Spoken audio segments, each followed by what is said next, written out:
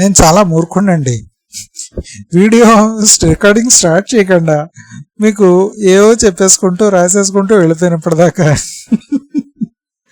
So sorry, ఈ రాసిందే మళ్ళీ మీకు ఎక్స్ప్లెయిన్ చేస్తూ ఉంటాను. So let's welcome to my lecture. I'm very very sorry, it's really dumb of me. I'm so dumb. Okay, so తలుచుకుంటే నాకే నవ్వు వస్తుంది. What is the primary pigment responsible for photosynthesis? Photosynthesis కి ప్రైమరీ పిగ్మెంట్ రెస్పాన్సిబుల్ క్లోరోఫిల్ అండి. దీనికి keratin వచ్చేసరికి carotenoids ఎప్పుడు కూడా క్రోమోప్లాస్ట్ వల్ల అవుతూ ఉంటాయి. క్రోమోప్లాస్ట్ అనేవి మన క్యారెట్ కి ఒక ఆరెంజ్ కలర్ కానీ, బత్తాయి వాటికి కొంచెం ఎల్లో కలర్ కానీ, మ్యాంగోకి ఎల్లో కలర్ కానీ, వీటన్నిటికీ కూడా కెరోటినాయిడ్స్ కారణం. వీటికి కారణం క్రోమోప్లాస్ట్ అనేవి. నెక్స్ట్, ఎపికల్ మెరిస్టెమ్స్ అనేవి they are responsible for primary growth. నిజమే, అది కరెక్టే. మీరు ఒక పొటాటో చూసుకున్నారనుకోండి, దాంట్లోని పైన నోట్స్ కింద ఉంటూ ఉంటాయి.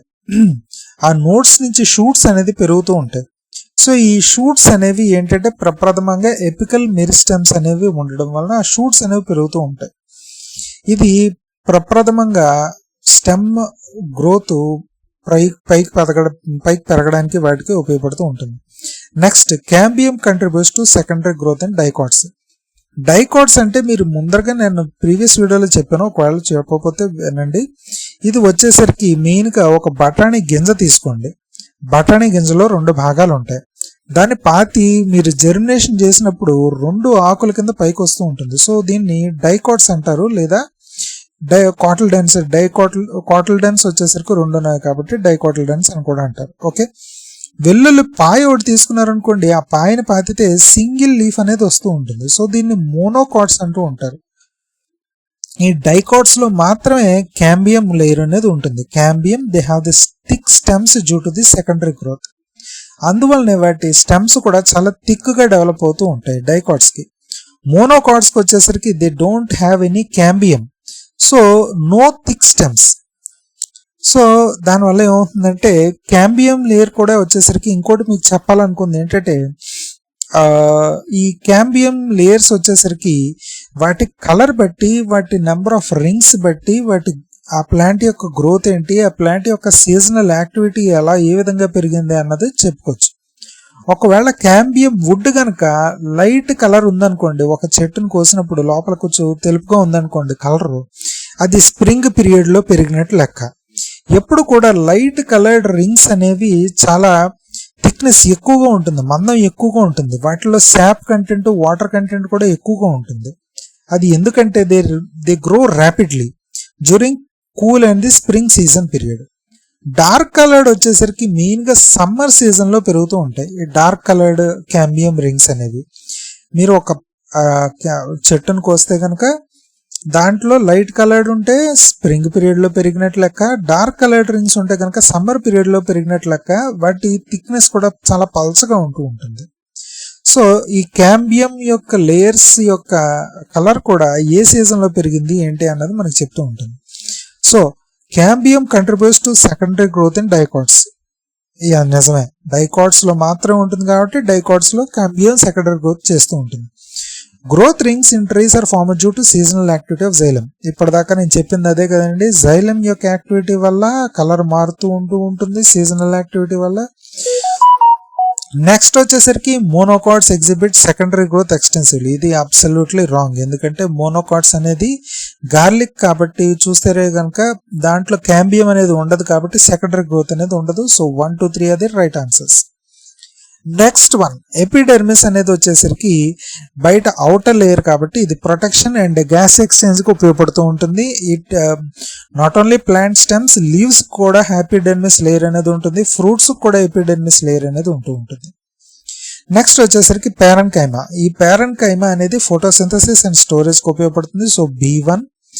కాలన్కైమా ఒక ప్లాంట్ ను వంచి చూడండి, అది వంగుతుంది, but it is flexible, elastic and flexible. Elastic అనగానే ఫ్లెక్సిబుల్. ఈ ఫ్లెక్సిబిలిటీకి కారణం ఏమిటి అంటే కనుక కోలన్కైమా. అదే ఒక ముదిరిపోయిన ప్లాంట్ చూసుకోండి, దాంట్లోని స్క్లెరెన్కైమా అనేది ఎక్కువగా ఉంటుంది. అంటే కాండం ముదిరిపోయి ఉంటుంది, దాంట్లో స్క్లెరెన్కైమా ఎక్కువ ఉండడం వల్ల లిగ్నిన్ కంటెంట్ వల్ల వాటికి ఫ్లెక్సిబిలిటీ ఉండదు, రిజిడిటీ ఎక్కువ ఉంటుంది. బట్ కోలన్ కైమా వల్ల ఫ్లెక్సిబిలిటీ ఉంటుంది. సో ఇది provides mechanical support C4. And D వచ్చేసరికి జైలం వచ్చేసరికి మెయిన్ గా water transport D3. So A is the right answer. Next one nitrogen fixation అని అన్నాడు. దీనికన్నా ముందర నైట్రోజన్ సైకిల్ గురించి చదువుదాం. అట్మాస్ఫియర్ లో ఉన్న నైట్రోజన్ రెండు రకాలుగాను అమ్మోనియం లేదా అమ్మోనియా లేదా అమ్మోనియం అయాన్ కింద కన్వర్ట్ అవుతుంది. రెండు రకాల ప్రాసెస్ కింద.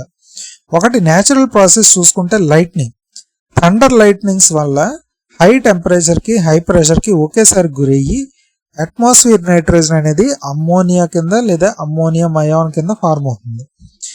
ఆర్టిఫిషియల్ గా దీన్ని సిమ్యులేట్ చేస్తే కనుక హ్యాబర్ బాష్ ప్రాసెస్ అంటారు. ఇదే నైట్రోజన్ ఫెర్టిలైజర్ అమ్మోనియా ఫెర్టిలైజర్ చేయడానికి ఉపయోగిస్తూ ఉంటారు, హ్యాబర్ బాష్ ప్రాసెస్ అనేది. అదే న్యాచురల్ గా ఇంకోటి చూసుకుంటే కనుక ప్లాంట్స్ కి సహజంగా లెజ్యూమినస్ ప్లాంట్స్ అంటే లెజ్యూమ్స్ అంటే ఏంటి, మినపప్పు, కందిపప్పు, పెసరపప్పు ఇటువంటివన్నీ ఉన్నాయి కదా, లెజ్యూమ్స్ అంటారు. ఈ లెజ్యూమినస్ ప్లాంట్స్ ఏవైతే ఉంటాయో అవన్నీ కూడా రైజోబియం బ్యాక్టీరియా సహజంగా వాటి రూట్ నాడ్యూల్స్ లో ఉంటుంది. ఈ రైజోబియం బ్యాక్టీరియా అట్మాస్ఫియర్ లో ఉన్న నైట్రోజన్ ని అమ్మోనియా లేదా అమ్మోనియం కింద కన్వర్ట్ చేస్తుంది. అమ్మోనియం అనేది ప్లాంట్ కి చాలా మంచి న్యూట్రిషన్. లేదా నైట్రేట్స్ కూడా ప్లాంట్ కి చాలా మంచి nutrition. Plants mainly absorb nitrogen efficiently in the form of ammonium ion or nitrates.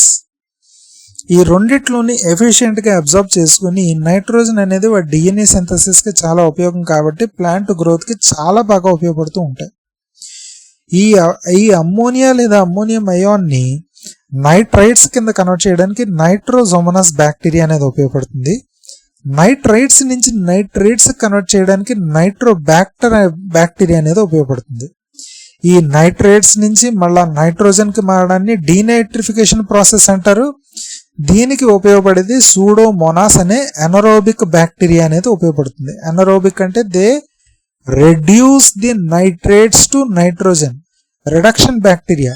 Anaerobic bacteria అంటే ఎప్పుడు కూడా. సో నైట్రోజన్ సైకిల్ నైట్రోజన్ నుంచి ప్రారంభమైంది, నైట్రోజన్ తో అంతమైంది. So it's a nitrogen cycle. మళ్ళీ ఈ సైకిల్ అనేది రిపీట్ అవుతూ ఉంటుంది. So nitrogen fix converts the atmospheric nitrogen to ammonia. Absolutely right. Rhizobium bacteria and root nodules facilitate nitrogen fixation in leguminous. కరెక్టే, ఎందుకన్నా చెప్పాను కదా. So both A and R true. Which of the following is not a product of Calvin cycle in photosynthesis? ఇందా Calvin cycle previous వీడియోలో చెప్పాను, description లో కూడా ఇస్తాను, తప్పకుండా ఒకసారి చూడండి, ప్లేలిస్ట్ లో కూడా పెడతాను. Calvin సైకిల్ అనేది డార్క్ సైకిల్ రియాక్షన్ లేదా C3 సైకిల్ అనడం వలన దాంట్లో గ్లూకోజ్ అనేది ప్రొడ్యూస్ అవుతుంది, G3P ప్రొడ్యూస్ అవుతుంది, RUBP ప్రొడ్యూస్ అవుతుంది. ATP లేదా NADPH ఈ రెండు కూడా యూజ్ అవుతాయి కానీ ప్రొడ్యూస్ అవ్వవు. They are used in Calvin cycle, not produced. So ATP here is the right answer. Which structure in the leaf controls the gas exchange and respiration? It is absolutely stomata. Cuticle వచ్చేసరికి it is a waxy layer present over the fruits or the leaves to avoid the water loss. బూడిద గుమ్మడికాయ చూడండి, లేకపోతే Apple పండు చూడండి, grape పండు చూడండి, దానిపైన వ్యాక్సీ లేయర్ అనేది ఉంటూ ఉంటుంది. ఆ వ్యాక్సీ లేయర్ అనేది సహజ సిద్ధంగా ఆ పండు యొక్క వాటర్ బయటకు పోకుండా ఉండడం కోసం ఏర్పరచుకున్న ఒక ప్రొటెక్షన్ లేయర్ అనేది. నెక్స్ట్ వచ్చేసరికి active transport requires energy to absorb nutrients against the concentration gradient.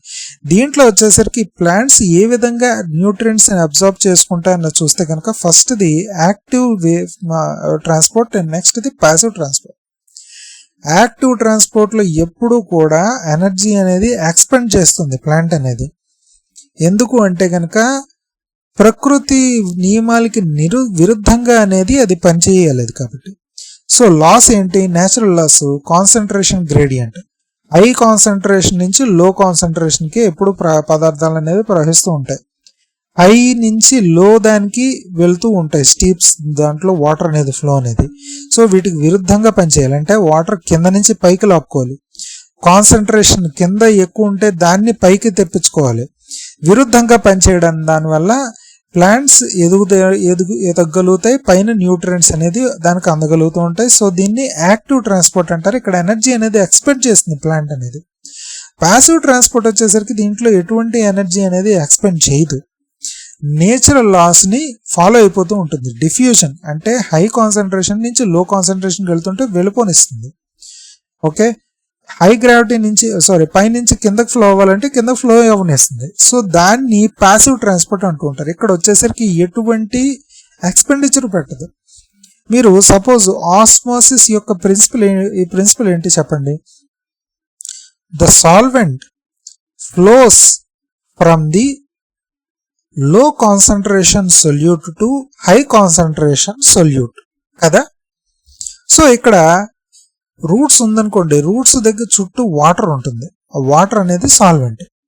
Roots దగ్గర కాన్సన్ట్రేషన్, న్యూట్రియంట్ కాన్సన్ట్రేషన్ ఎక్కువ ఉంటుంది, సాయిల్లో న్యూట్రియంట్ కాన్సన్ట్రేషన్ తక్కువ ఉంది రూట్స్తో కంపేర్ చేసుకుంటే. సో ఏం చేస్తుంది, ఆస్మోసిస్ అనేది క్రియేట్ అవడం వలన వాటర్ అనేది రూట్స్ ద్వారా అబ్జార్బ్ చేసుకోగలుగుతుంది. సో ఇక్కడ ఆస్మోసిస్ ద్వారా ఎటువంటి ఎనర్జీ ఎక్స్పెండిచర్ లేకుండా వాటర్ అనేది అబ్జార్బ్ చేసుకోగలుగుతుంది ప్లాంట్ అనేది through the principle of osmosis.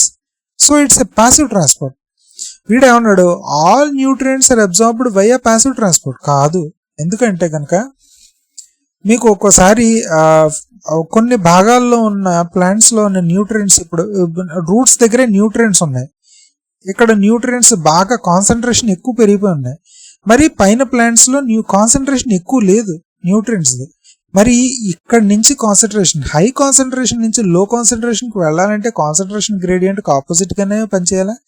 మరి అది ఇప్పుడు యాక్టివ్ ట్రాన్స్పోర్టే కదా అవుతుంది. సో యాక్టివ్ ట్రాన్స్పోర్ట్ అంటే ఎనర్జీ ఎక్స్పెండ్ అవుతుంది కదా. సో అటువంటిప్పుడు అన్ని న్యూట్రియంట్స్ పాసివ్ ట్రాన్స్పోర్ట్ ద్వారా ఎందుకు అవుతాయి, కొన్ని యాక్టివ్ ట్రాన్స్పోర్ట్ ద్వారా కూడా అవుతూ ఉంటాయి. సో థర్డ్ స్టేట్మెంట్ అనేది wrong. Next, active transport requires energy to absorb nutrients against concentration gradient. ఇప్పటిదాకా చెప్పింది అదే. First one is the right.